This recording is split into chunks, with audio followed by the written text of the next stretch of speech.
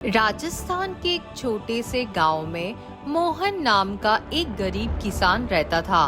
उसका जीवन बहुत ही कठिन था।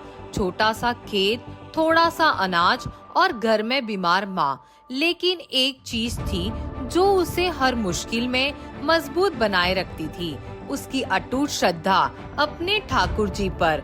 हर सुबह मोहन सूर्योदय से पहले उठता, नहाकर अपने छोटे से मंदिर में जाता और प्रेम से ठाकुर जी की पूजा करता। उसके पास देने के लिए ज्यादा कुछ नहीं था, फिर भी वो रोज एक रोटी और थोड़ा सा गुड़ भोग में रखता और कहता, हे ठाकुर जी, आप मेरा और मेरी माँ का ख्याल रखना। गांव वाले अक्सर उसका मजाक उड़ाते, अरे मोहन, तेरे ठाकुर जी ने कभी तुझे अमीर बनाया क्या? लेकिन मोहन बस मुस्कुरा देता, मेरे ठाकुर जी मुझे भूखा नहीं सोने देते, यही बहुत है। एक दिन हालात बहुत खराब हो गए, खेत में फसल सूख गई, घर में अनाज खत्म हो गया और माँ की तबीयत और बिगड़ गई। उस दिन मोहन के पास भोग चढ़ाने के लिए भी कुछ नहीं था। फिर भी वो मंदिर गया, खाली थाली लेकर बैठ गया और आंखों में आंसू भरकर बोला, ठाकुर जी, आज मेरे पास आपको देने के लिए कुछ भी नहीं, लेकिन विश्वास है कि आप कुछ जरूर करेंगे।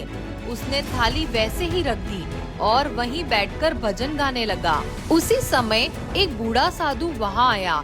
उसने मोहन से पूछा, बेटा तुम इतने दुखी क्यों हो? मोहन ने सारी बात बता दी। साधु मुस्कुराया और बोला, तुम्हारी श्रद्धा सच्ची है, इसीलिए भगवान तुम्हें कभी अकेला नहीं छोड़ेंगे। यह कहकर साधु ने मोहन को एक छोटी सी पोटली दी और बोला, इसे घर जाकर खोलना। मोहन ने जैसे ही घर जाकर पोटली खोली, उसमें से चमकते हुए चावल और गेहूं निकले, इतना अनाज कि कई महीनों तक चल सके। मोहन की आंखों में खुशी के आंसू आ गए। उसने तुरंत मंदिर जाकर धन्यवाद किया, लेकिन वहाँ वो साधु कहीं दिखाई नहीं दिया। उस रात मोहन को सपना आया। सपने में ठाकुर जी प्रकट हुए और बोले, मोहन, आज मैं ही साधु के रूप में आया था। तुम्हारी सच्ची भक्ति ने मुझे मजबूर कर दिया कि मैं तुम्हारी मदद करूं। सुबह उठते ही मोहन का विश्वास और भी गहरा हो गया। धीरे धीरे उसकी माँ भी ठीक हो गई और कुछ ही समय में उसकी फसल लहलहाने लगी।